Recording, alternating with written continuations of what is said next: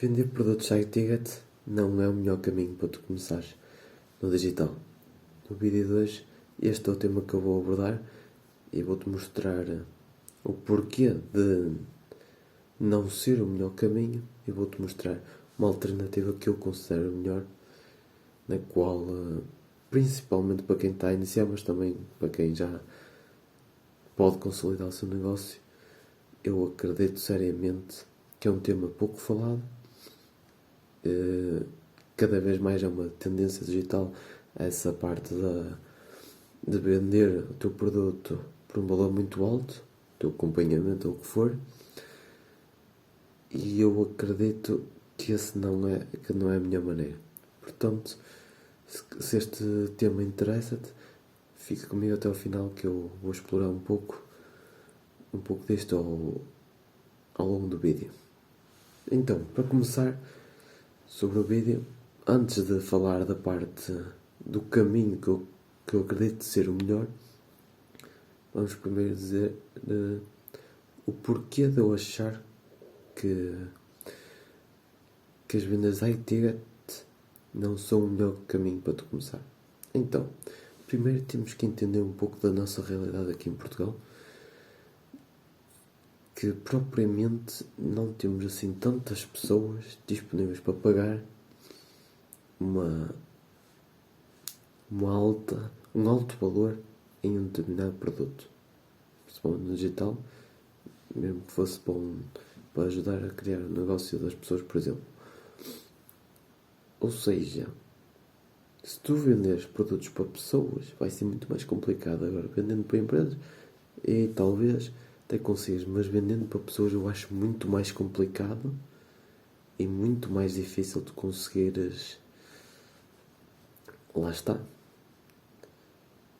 Conseguir ter uma certa previsibilidade e ao mesmo tempo muito difícil conseguir convencer as pessoas a juntarem-se a ti nesse projeto. Segundo, a expectativa fica muito alta. Quando tu metes lá o preço gigante lá em cima, para tu conseguir superar a expectativa, vais ter que demandar um esforço muito grande e no mínimo vais ter que entregar aquilo que tu dizes. Já o recomendável seria ser mais, mas no mínimo tens que cumprir com aquilo que dizes. O que eu já por mim acredito que também é outro ponto um pouco quanto negativo. E também no terceiro ponto diria que não tens tanta previsibilidade, comparado com, por exemplo, poderes ter produtos mensais, um produto no qual o cliente paga mensalmente, um conjunto de clientes no caso. Eu acredito que por si só, olhando para esse caminho, que eu vou já falar mais à frente a seguir um bocado sobre isso, eu acredito que seja muito melhor. Portanto, eu acredito que estes sejam os principais pontos fracos e os principais motivos de eu não gostar tanto. Até pode resultar um pouco mais lá fora do que aqui em Portugal, mas no geral eu acho que é muito mais preferível focar em ter um maior conjunto de pessoas do que propriamente 3 clientes no mês com um alto produto. Até porque, comparado, por exemplo, para a minha visão, na minha visão pelo menos, ter assim um vários conjunto de pessoas nas quais eu posso ajudar, eu acho que é muito mais gratificante que poder ajudar, por exemplo, só 3 ou 2 que têm um grande orçamento para me poder ajudar.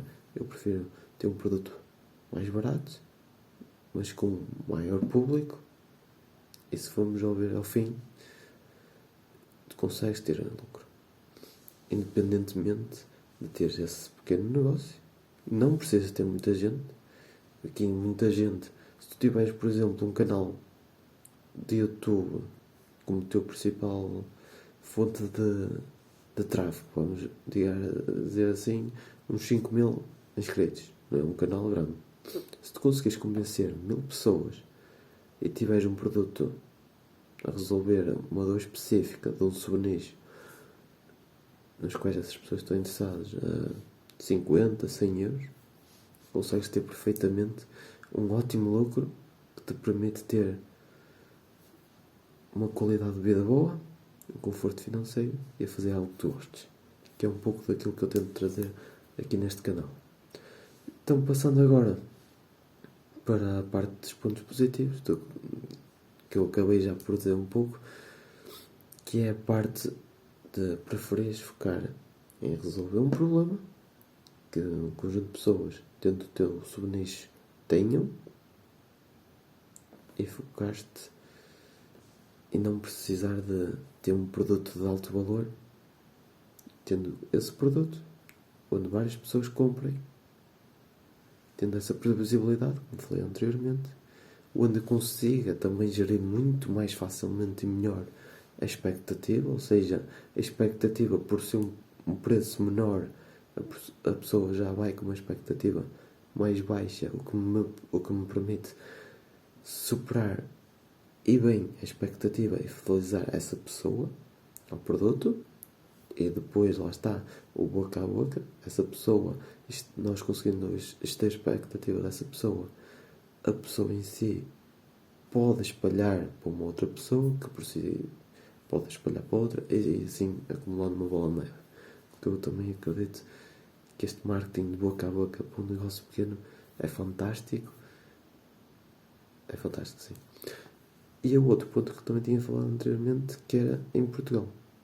As pessoas compram o estado digital, aqui em Portugal, o que é ótimo, e a verdade é que se a pessoa tiver na dúvida, por exemplo, tem um produto de 800 e tem um produto ou um curso, vamos dar o exemplo do curso, por exemplo, a pessoa tem aqui um exemplo, tem um curso de 800 euros, tem aqui um curso de 250 euros, sendo que ambos prometem mais ou menos a mesma coisa, por qual a pessoa inclinará-se mais.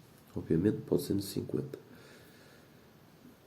Aqui é um mero exemplo, apenas. E é um pouco por aí que eu quero entrar, porque aqui em Portugal as pessoas, poucas são as que estão dispostas a dar um valor. E também naquilo que eu digo, eu prefiro ajudar muito mais gente do que propriamente ter 2 ou 3 clientes por mês a pagar-me altas quantias. Porque ao fim e ao cabo, mesmo que eu consiga ter essas várias pessoas, o que não é assim tão difícil, não é assim um bicho de 7 cabeças, como vocês possam imaginar. Como eu falei anteriormente, tu tendo um pequeno canal no YouTube com esses números de inscritos, por exemplo, 5.000, 1.000, e conseguires ter uma alta conversão sobre essas pessoas, tu consegues ter um bom lucro, mesmo com um negócio pequeno, o que é fantástico. Portanto, era um pouco disto que eu queria trazer para o vídeo de hoje, mas antes de ir, gostava só de deixar também aqui uma analogia, um mero exemplo também para que possam entender melhor. Porque é que acham que isto não tem a ver com o digital em si, ok? Não é um exemplo do digital, mas acaba por ser um exemplo da vida real e que funciona muito bem com aquilo que eu vou dizer. Ou seja, que é comparar, por exemplo, as tascas com os restaurantes chiques e caros. Porque é que acham que existem tascas que conseguem durar décadas e décadas e décadas a funcionar com lucro, mesmo vendendo produtos mais baratos? Conseguem formar ali uma comunidade onde são muito bem atendidos, onde existe essa maior proximidade, maior preocupação com o cliente do que propriamente dos restaurantes mais caros, mais chiques, e que muitas das vezes vemos as tascas durar décadas, centenas de anos e anos e anos e anos, e muitas vezes vários restaurantes chiques e caros vão à falência em pouco tempo. Eu acho que este é um exemplo perfeito para aquilo que queria trazer neste vídeo, e se acreditam que faz sentido, deixem nos comentários a vossa opinião sobre este assunto, que eu vou ficar muito feliz em saber a vossa opinião. Muito obrigado por teres escutado até ao final do vídeo. Até ao próximo vídeo.